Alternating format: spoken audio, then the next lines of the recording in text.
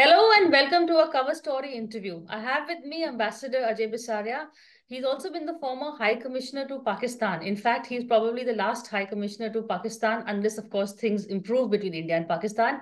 And whether things will improve or not, well, we have a book by Ajay Bisaria that actually ends on a very optimistic note, anger management. And congratulations, Ajay, on this book on the troubled diplomatic relationship between India and Pakistan. And as he writes in his intro, he's looking at the tempestuous relationship between the two countries through the views of a diplomat, the eyes of a diplomat. So, congratulations, Ajay, on the book. Thank you, Priya. Thank you for having me. It's great to be on your show. And yes, I think the book is really speaking a sweeping history of the relationship from 1947 to 2023 and putting a lens of diplomacy. So it tells a story of diplomats, and particularly, I think the protagonists, in a sense, are the Indian diplomats based in Pakistan. And I've used their accounts, some of my account while I was there, and of course, try to put that focus to give a newer sort of perspective in telling the story. In fact, first, Ajay, I'd like to begin with the title Anger Management. I think that's a very clever title for the book, and I have it from good authority from your publishers that this was actually your title. I mean, David doesn't usually let the writers decide the titles, so you got one that actually clicked. What made you think of this one? I mean, Well, I can guess, but I can tell you the background. I gave David a bunch of titles, and I sort of favored this because this was a little out of the box, and the idea was to have a book for the general intelligent reader, not necessarily an insider. So, in examining the relationship, I had the feeling that anger has been a constant motif and metaphor in the relationship, whether it starts with partition and it starts with the loss of territory for Pakistan, of Kashmir initially, of East Pakistan, Siachen. And there's a great deal of anger about the four wars, the major wars that we fought. In India, there's a great deal of anger and passion about terrorism, when such strikes occur. So anger is a motif in defining this relationship. And so is, in a sense, management, because what we normally argue is that this is a very complex, tough relationship. It's very hard to resolve it in a finite period of time. But what we can perhaps do is manage it in a way that it doesn't significantly worsen into a conflagration or crisis. So I just playfully juxtapose these two ideas into anger management, and so that you talk both of the history and the policy. in fact, Ajay, I'd also like to remind our viewers, you've also been working in Vajpai's prime PMO. You know, you were a key aide there, you were working there, and you were there during I think the Agra dialogue, especially maybe the post-Kargil years. And I'd like to begin with that, the relationship. First of all, I want to ask you about the Vajpai book. Are you writing the book that you haven't written? Because when I heard you've written a book, I thought it would probably be one on the Vajpai years. Well, it's in my mind. Hopefully, one day I can put it down on paper. But certainly, that was one of the most rewarding experiences of my career, to work with Prime Minister Vajpai through his tenure for about 5 years, and it was a huge reward. I remember a lot of those days. But to get back to the Agra, a little bit, you were on the inside track. You know, we nearly had a breakthrough. Musharraf post-Kargil came to India. We had all the hawks from India's side also on the negotiating table. And then suddenly the talks broke down. So tell us a bit about that and the little role that you played also, the icing on the cake. So Well, I think Agra happened a bit too suddenly. In retrospect, it was not preceded by a good deal of diplomacy. There was no back channel open. There was no dialogue open. There was no drafts flowing back and forth. And part of the problem in Agra was that the leaders started negotiating. So Musharraf would show up in Vajpayi's room holding a draft and say that, what do you think of this line or that line? And the two foreign ministers were negotiating. So it wasn't a pre-negotiated text. as normally in these significant, summits you need to do. The other thing that I cite in my book, the other factor in its failure, was Musharraf's overreach, because he, remember, promoted himself. He had done a coup in 99, and before coming to India, he promoted himself from General Musharraf to President Musharraf. And he came, and for him, it was a good deal of legitimacy, international legitimacy of his coup regime, his illegal regime. And he he suffered from an overreach syndrome. So he wanted to solve the Kashmir issue on that table, or at least have a significant breakthrough that he could take back and boast to his people that he'd achieved something from the Indians. And I think that was the reason for the unraveling of the summit. We could perhaps, in the alternative, have gone with a very bland formulation saying that President Musharraf came, he talked, he left, and we'll continue the dialogue. But he wanted a lot of detailing there. And India did humor him in the sense that there were some negotiations that Jaswant Singh did and tried to come up with formulations. But A, he had an overreach on Kashmir. He wanted to link progress on everything with progress on Kashmir. And B, he was not confessing or acknowledging the terrorism that India was facing, particularly in that was a particularly horrible time from 99 onwards. And then, you also write in your book about that the press conference he had with the Indian editors, that was, where he took a particularly hard line. And I think that kind of told the world, or rather to India, what his intentions were really. And, a little bit about that, what happened after that, once Yes, that I press think conference aired. that was certainly a very interesting morning. What happened was that Musharraf had a breakfast meeting with 35 editors, including Pranoy Roy of NDTV. They had cameras, but apparently the understanding with the Pakistan embassy was that this was not to be telecast. This was to be recorded. But at some point, he let forth. He really talked at great length on various issues, including Kashmir and and talk of the freedom fighters of Kashmir and so on. And he basically peddled a very strong hawkish line on India. And that suddenly started playing out in the public domain because NDTV decided to telecast it soon after. It wasn't live, but in an hour or so, while Vajpai and Musharraf, with their two note takers, were ensconced in a long 2-3 hour conversation. So it so happened that Prime Minister Vajpai was not aware of this development, that it was playing out live on television screens. People were watching. It looked like only Pakistan's point of view was being aired and India had nothing to say. So at that point, we were sitting in a makeshift PMO with Brijesh Mishra, Principal Secretary, and he looked at me and he said, look, the boss inside doesn't know all this that's happening. This is quite sensational. Let's inform him of this. So that's exactly what we did. He wrote down a few points. I wrote a couple of them of my own. I had them typed up. And then I walked into the conference room with that piece of paper. And at that point, the conversation was interrupted. Both the leaders looked up at this person who was trying to interrupt them. I walked up to the Prime Minister and I said, sir, there's been an important development.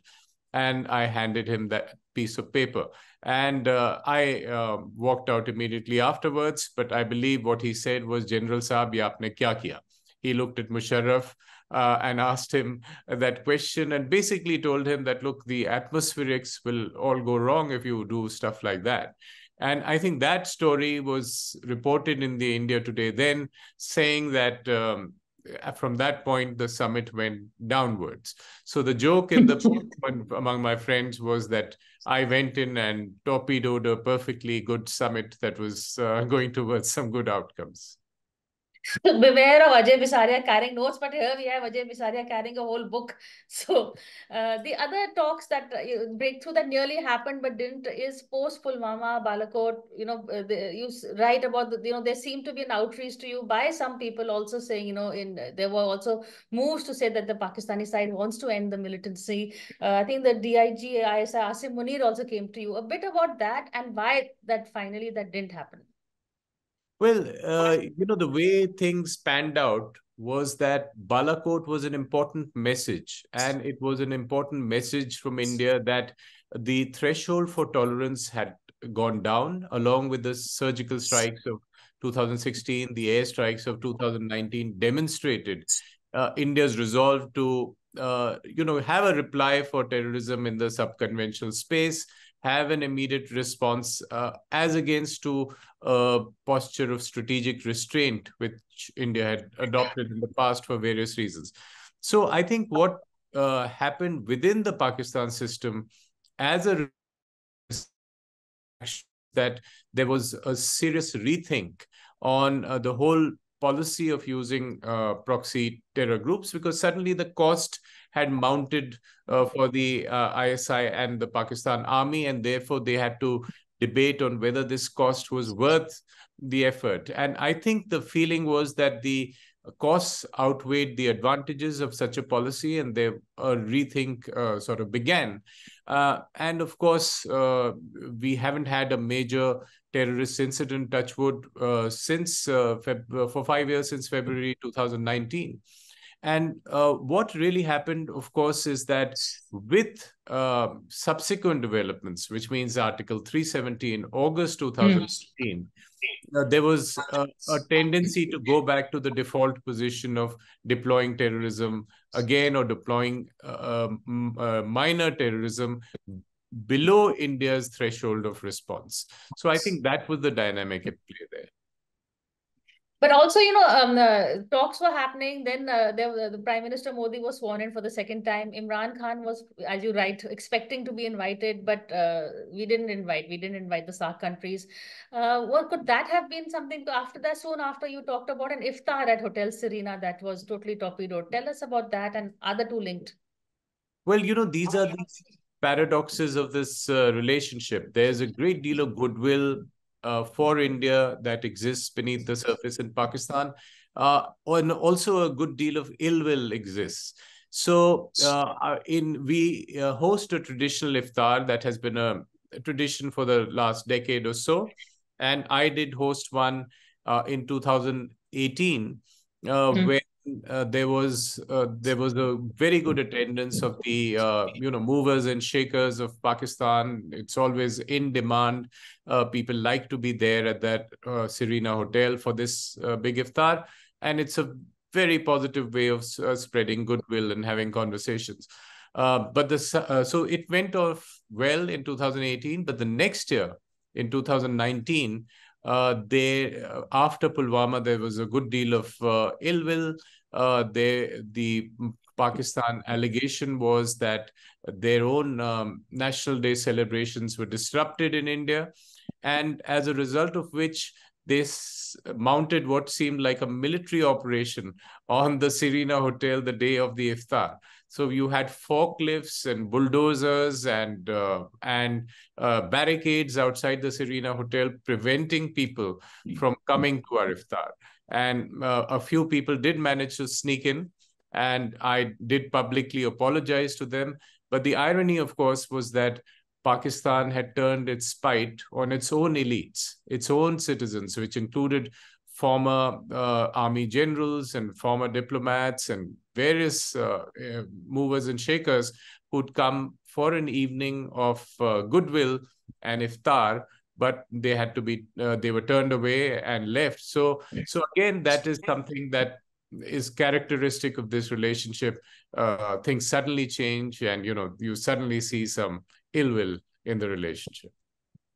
Which is also what I wanted to talk to you about. You write that there have been in the last 75 years about 25 high commissioners, and each from India to Pakistan, and each have a period of about 3 years or so. What is it like being the Indian High Commissioner there in Pakistan? And, are you always expecting a midnight call? You write, you'll be suddenly summoned to meet the Pakistani establishment. You get a call. There's a lot of impromptu summoning happening. Are you always waiting for the midnight call? Well, it's certainly exciting. It's certainly interesting. And you can say that about Indian diplomats in Pakistan. They always live in interesting times. And, not just my story, but those of my predecessors. There have been multiple midnight calls, midnight reporting to the Foreign Office, multiple summons, multiple tough conversations, but equally a lot of goodwill in homes of ordinary Pakistanis who welcome you to their homes and have amazing hospitality on display. So I think that's the paradox we deal with. As professionally, we deal with a good deal of hostility, particularly in my experience, because I was there in a bit of a low point in the relationship. Okay.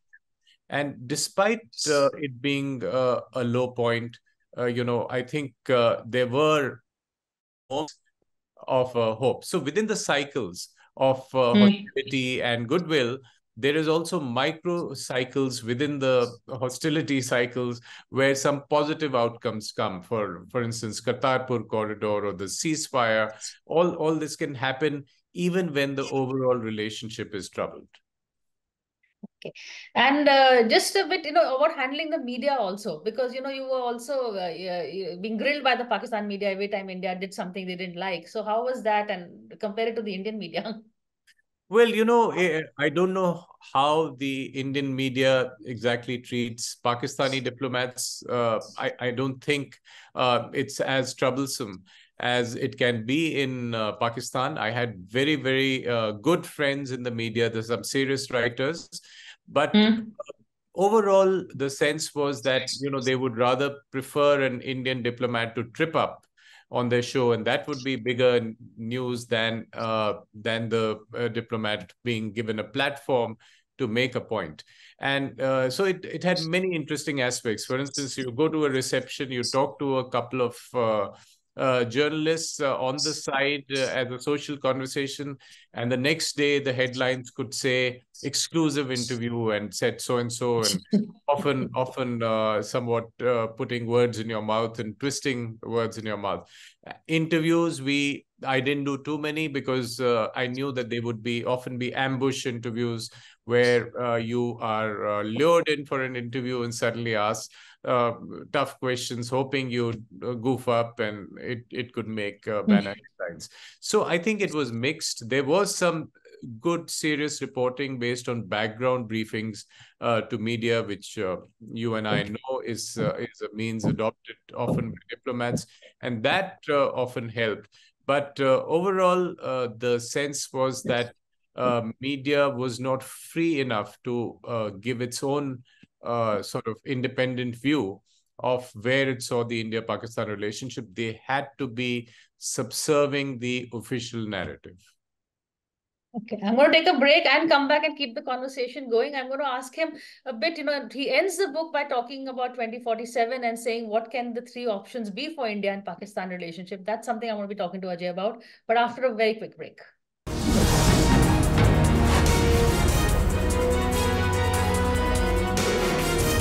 Hello and welcome back to a cover story conversation with Ambassador Ajay Bisaria. We're here talking about his book on India-Pakistan relationships. He calls it very aptly anger management. Ajay, before the break, we were talking a bit about what was it like being an Indian diplomat in Pakistan. One more question regarding that. In terms of who are the Indian leaders that they regard, they would like to do business with, and how does the Pakistani media view Prime Minister Modi unofficially? I mean, officially, we know what line they take. I think it's a mixed bag, because I've heard all these views. The fact that Prime Minister Modi dropped in on Lahore, the fact developed a good equation with Nawaz Sharif, that often made people analysts and common people, and certainly the people who support the PMLN Nawaz Sharif's party. That to believe that, you need a strong leader in India to be able to do a deal with Pakistan. Imran Khan himself said so before the 2019 Indian elections, and he was panned for that. That, in his view, if the BJP under PM Modi comes back, that is a better chance of an improved relationship. So often, I think there is a strand of opinion in Pakistan that they appreciate a strong leader. It's the same syndrome that it took a Nixon to go to China. It would take a BJP government and an army government on the other side, or at least an army-dominated government, to be able to do a deal that is sustainable. So I think some people subscribe to that view as well. But overall, I think the sense is that India, is a hostile neighbor, and we ought to find ways of dealing with this neighbor, which need to be different from the way they were in the past. And looking ahead, Pakistan is going in for elections also on the 8th. I don't know whether Imran Khan will be allowed. So far, he's not been allowed. He's in jail. Is it going to be return on Nawaz Sharif? How do you see the road forward? And also going to the scenario you painted by 2047, what are the options? Yes, in Pakistan, they say that this is a level playing field because Nawaz Sharif was out of favor, and now Imran Khan is out of favor, and Nawaz Sharif is back in favor. But from the PTI and Imran Khan's point of view, the level playing field means you level the opposition to the ground. That sounds familiar. And what you need to do is simply for the army to make its preference clear, to select a new prime minister. So in a sense, and I argue that in the book, or pointed out that Project Imran is being finished, closed, extinguished, and Project Nawaz has begun. And whether it is Nawaz Sharif himself or someone from his team who takes over the prime ministership, we don't know.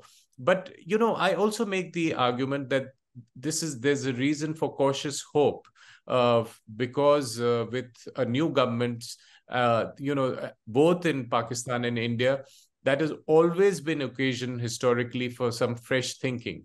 And when the coincidence of the two governments coming within a few months of each other takes place, I think that is good reason for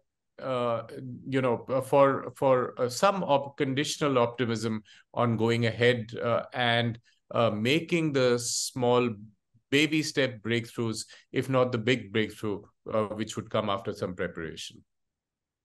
So what are the three scenarios that you envisage that are there on the table? Yeah, so, I talk in the book towards the end of three possible scenarios. One is business as usual, which means we continue to muddle along exactly like we've been doing all these years.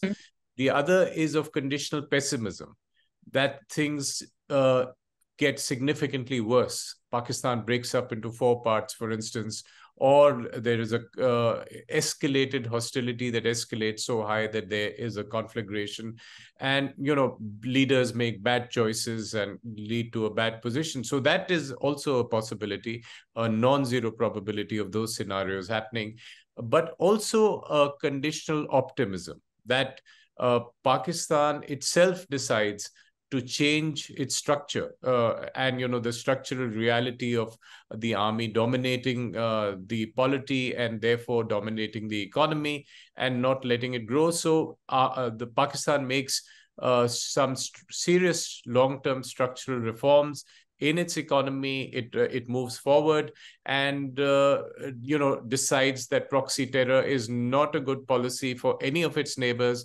You've seen what happened with the Iran strikes, with the Afghan unhappiness. India is no longer enemy number one, it's enemy number three after Iran and Afghanistan.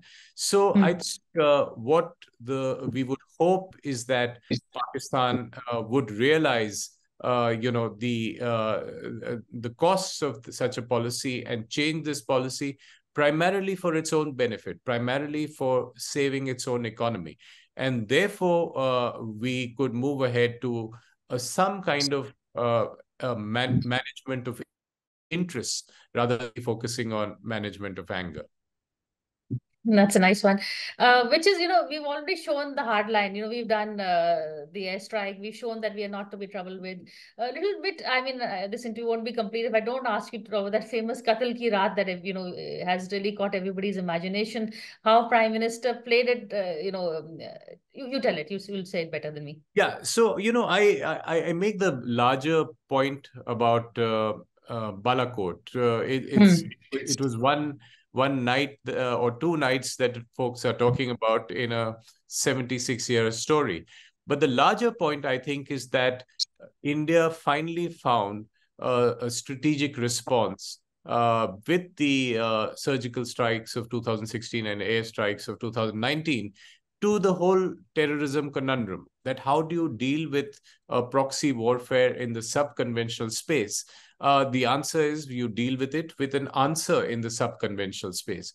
And I make the point that our policy has to be of active defense, which means you deal with terrorism with a very tough posture, but also with flexible and calibrated engagement. But so that we also engage in a way, and there is no contradiction between these two policies in managing this very, very complex relationship. And with, most probably Prime Minister Modi is going to be coming back. How would you think he will take that mandate forward to try and, because each Prime Minister, I think, has that secret dream for the Nobel Peace Prize, which will get through peace with Pakistan or whatever. They do want to, achieve that. That's the legacy every Indian Prime Minister is trying for. Do you think Prime Minister Modi can achieve that? I would be cautiously optimistic about the future. I wouldn't like to make very definitive predictions because this is an accident-prone relationship. Stuff happens all the time. But I would say that the coincidence of the two elections, the fact that we've gone without major terrorist incident, the fact that there seem to be impulses within Pakistan on giving a primacy to the so-called geoeconomics instead of geopolitics, a rethink perhaps on the terrorism question. And if all that happens and we move forward with two civilian leaders who get along with each other, there is hope that we would try to pull this relationship back to normalcy. Cautious optimism, I like that. Okay, before I let you go, I know you're also an avid golf player, you're fond of golf. Did you manage to get a few rounds of golf over there, or did the game suffer? Well, I did. Pakistan does have a very interesting golf course, and there are some interesting stories about the golf issue that you will also see. But I think these are people with fairly similar interests, and sports in general, cricket, can become a sort of lightning rod for this people-to-people relationship to improve once we create those right political conditions in terms of managing the political relationship. On that note, Ambassador Bisaria, thank you so much for this conversation and wish you all the best with this book and the next one, which I hope you'll be writing very soon. On that note, thank you. Thank you very much, Priya.